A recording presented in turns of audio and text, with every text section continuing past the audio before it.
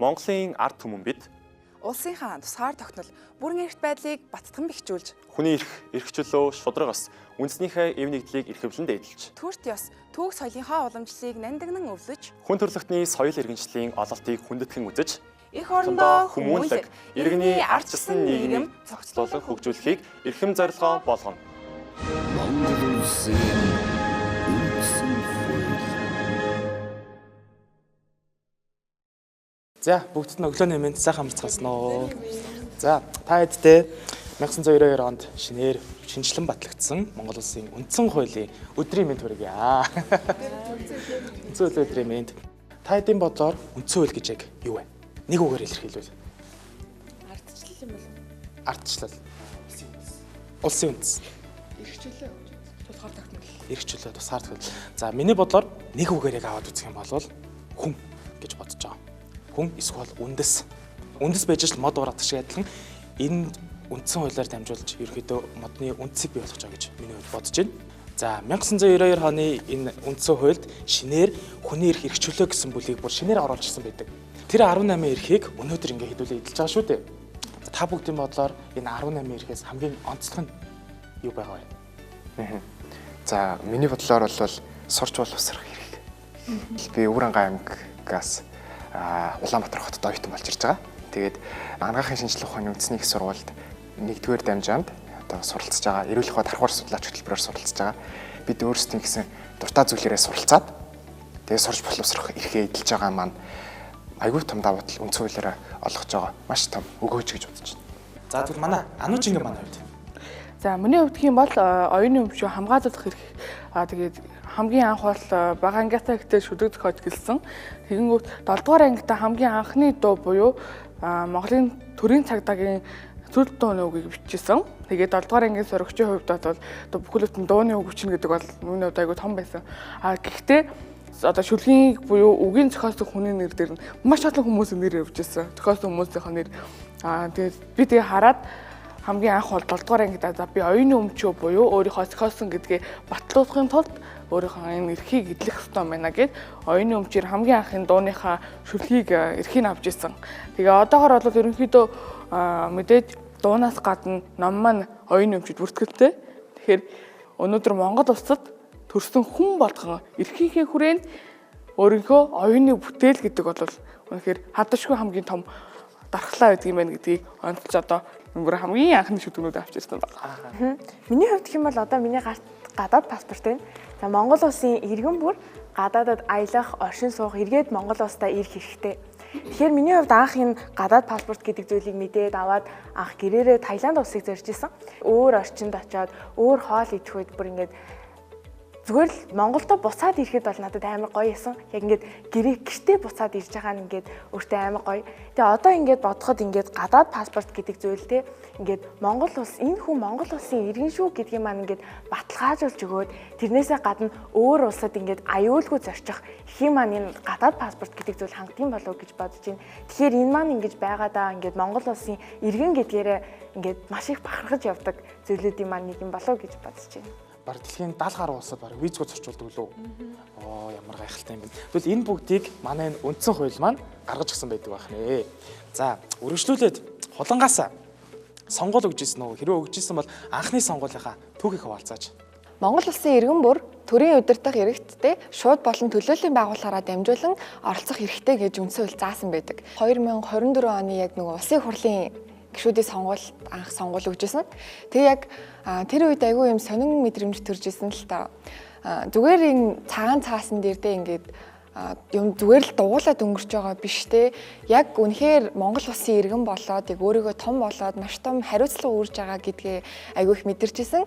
Биднийг ямар гишүүн ирээдүйд те улс төр төлөөлж чадах уу гэдэг зүйлийг ойлгохын тулд бид эхлээд сонгуулийнхаа талаар, улсын хурлын, парламентын засаглалын талаар тийм үү. Дээрэс нь нэр дэвшиж байгаа гишүүдийн мөрийн хөтөлбөрийн талаар маш сайн судлах хэрэгтэй гэдгийг бас айгүйх ойлгосон. Залуучууд тий ялангуяа одоо манай үеийнхэн дээрэс нь бидрээс жоохон дэшээ тий ерөөсөө өөрсдийнхөө төлөөллийг болон одоо төрийн удирдах эрх ч юм уу энэ зүйлүүдэд сонирхоо бэлчгсэн, дээрэс нь яг одоо хариуцлагынхаа хүрээнд оролцгоо бэлчгсэн. Тэгээд энээсээ давмгалаад цааш нь гарах үр дагавруудыг бидэд ингээд хараахан хардаггүй. Тэгэхээр магадгүй би бас надтай адилхан хүмүүс маань өөрсдийнхөө эрх үүргийнхээ хүрээнд сонгуультай идэвхтэй оролцож чадах юм бол магадгүй бид ирээдүйдээ өөрчлөх хамгийн том хувь нэмэр болж байгаа гэж бас ойлгож байна гэж мэдэрсэн. Яг залуучууд бидний хамгийн бас номер 1-р эрх бол итгэл үнэмшилтэй байх, мөн үзэл бодлоо чөлөөтэй илэрхийлэх хэрэг байгаа. За хамгийн наад заханд л аав ээжтэй өөрсдөө илэрхийлж яг юу хүсэж байгаа, юуг мэдмээр байгаа илэрхийлэх хэрэгтэй байхгүй юу? Тэгсэн чинь одоо сүүлийн үед юу байгаад байгаа гэхээр нөгөө найзуудтайгаа чатлдаг ч юм эсвэл нөгөө хамгийн нэг номер 1 хэцүү юм ChatGPT-гээ гараад ирсэн шүү дээ. Хүнтэй ярилцахаасаа илүүтэйгээр зүгээр л би одоо хоол хийх гэж ямар хоол хийх вэ гэдэг ч юм уу. Эсвэл надад ийм асуудал тулгарлаа яаж шийдэх вэ гэдэг. Одоо ингээд Facebook дээр юм уу ингээд сошиал орчинд бидэд ингээд үзэл бодлоо илэрхийлдэг шүү дээ.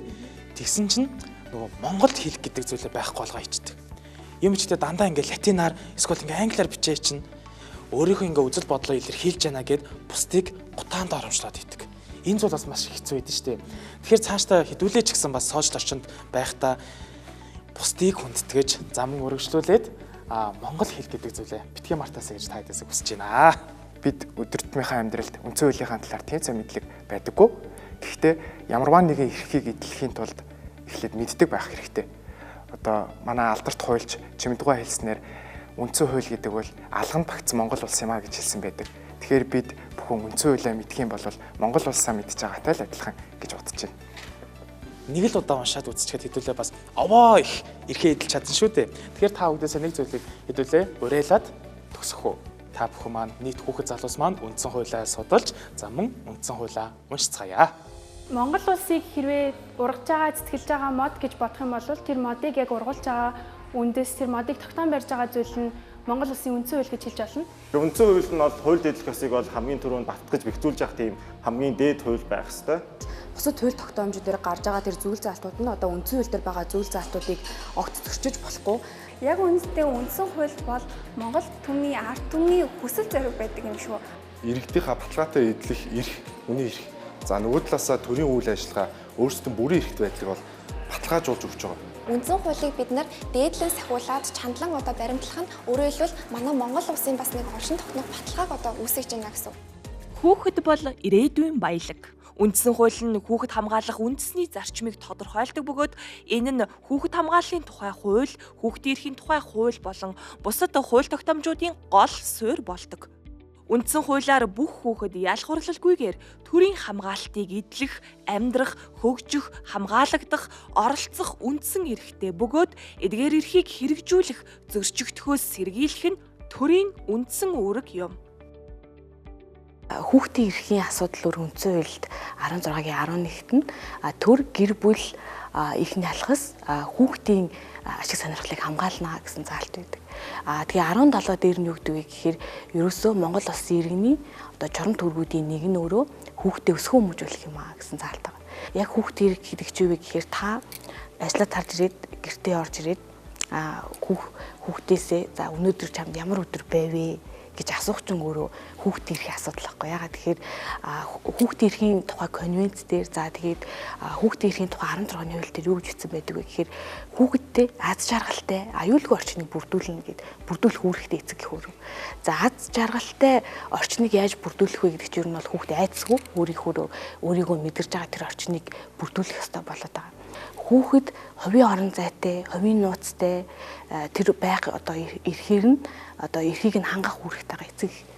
Бид нэр фейсбુકт сахим орчинд хүүхдийн талаар ер нь бол их нийтлэлтэй. Яг хэтрийн их мэдээлэл тэр хүний хувийн мэдээллийн цацган нүрээ үнэндээ хүүхдийн эрхийн зөрчил гэдэг зүйл рүү орох гээд байдаг байхгүй. Хүний эрх одоо хүүхдийн эрхийг эцэг их гэдгийг томоор ойлгосноо хэрэггүй. Та хүүхдээ хайрлаж байгаа, инхрийлж байгаа, хүүхдээ цаг гаргаж байгаа, утас хэрэглээг нь хянаж байгаа тий.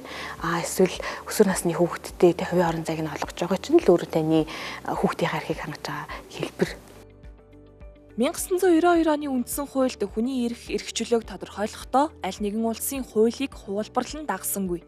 Харин олон улсын гэрээгээр хүлээсэн үүргээ бүрэн ухамсарлаж, бусад улс орны жишгийг харгалзан, Монгол улс туурах тусгаар бүрэн эрхт улс мөн болохыг иш үндэс болгосон байна. Төрөөс хүний эрх чөлөөг хангах үед эдийн засаг, нийгэм, хууль зүйн болон бусад баталгааг бүрдүүлэх, хүний эрхийн зөрчилтэй тэмцэх, хөндөгдсөн эрхийг сэргээн эдлүүлэх үүргийг анх удаа иргэнийхээ өмнө хүлээсэн юм. Товчхондоо 1992 оны үндсэн хууль нь төвлөрсөн төлөвлөгөөт эдийн засгаас зах зээлийн эдийн засагт нэг үзэл сурталаас олон ургалж үзэлж шилжих, нийгэм эдийн засаг түүний мөн чанарыг шинэ хандлагаар хөгжүүлэх үзэл баримтлалыг агуулсан гэж тодорхойлдог. 92 оны үндсэн хууль батлагдсанаас хойш өнөөдрийн хүртэл одоо сүүлийн 30 гаруй жилийн хугацаанд Монгол улсын чөлөөт зах зээлд бүхий эдийн засгийн үзэл баримтлал төлөвшин тогтоод томоохон компаниуд бий болоод өрсөлдөх чадах бүхий эдийн засгийн субъектууд бий болон хөгжсөн. Тэгэхээр энэхүү хөгжил нь өөрөө 92 оны үндсэн хуулийн 5.1-д заасан олон хэвшил бүхий эдийн засагтаа байна хэмээн тунхагласан бодит амьдрал дээр хэрэгжиж байгаагийн нэгэн илрэл юм аа. Монгол улсын үндсэн хуульд хувь хүн болон одоо хувь хүний үүсгэн байгуулсан хуулийн этгээдэд хамаарах эдийн засгийн эрхийг хоёр янзаар тусгаж өгсөн байдаг. Нэгдүгээрт нь 5 дугаар зүйлд хувийн өмчийг хамгаалах буюу хувийн өмчийн баталгаат байдлыг халтшгүй байдлыг тунхаглаж өгсөн бол 16 дугаар зүйлд хувь хүн одоо хувийн аж ахуй эрхлэх хэрэгтэй, хувийн аж ахуй эрхлэх эрхийг нь баталгаажуулж өгсөн байдаг. Альва хүн хуулийн этгээд өөрийнхөө өмчлөлд байгаа хөрөнгөөр чөлөөт үйл ажиллагаа эрхлээд түүнийгээ арвжуулах, хамгаалах эсвэл өөр нэгэн байдлаар захиран зохицуулах эрх нь чөлөөтэй нэгдсэн буюу одоогийн бидний байгаа чөлөөт зах зээлийн эдийн засаг бүрэлдэн тогтох одоо суурь нь болсон юм аа.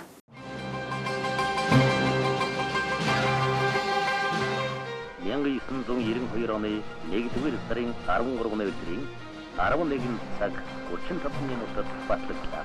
Үндсэн хууль мэндэлж буй энэхүү түүхэн мөчид өмнө олон ард иргэдтэй төрөлх ёсны мэндчилгээ үндсэн хууль батлагдсны баярыг өргөн зөвшөөрөж байна.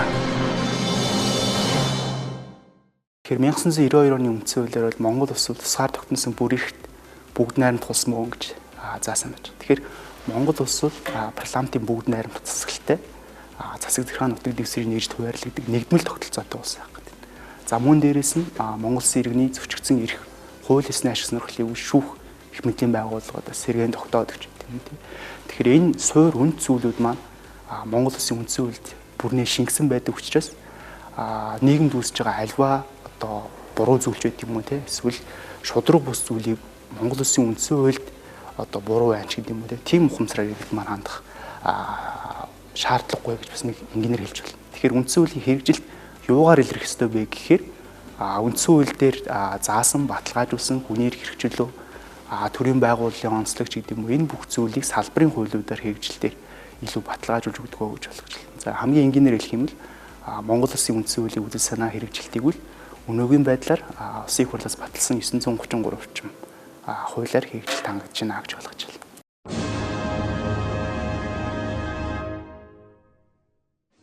Монголын ард түмэн бид улсынхаа тусгаар тогтнол бүрэн эрхт байдлыг баттган бэхжүүлж хүний эрх чөлөө шударгаас үндэснийхээ эв нэгдлийг эрхэвлэн дээдлж төрт ёс түүх соёлынхаа уламжлалыг нандинан өвлөж хүн төрөлхтний соёл иргэншлийн ололтыг хүндэтгэн үзэж эх орондоо хүмүүнлэг иргэний арчсан нийгэм зохицуулан хөгжүүлэхийг эрхэм зорилгоо болгоно. Монгол улсын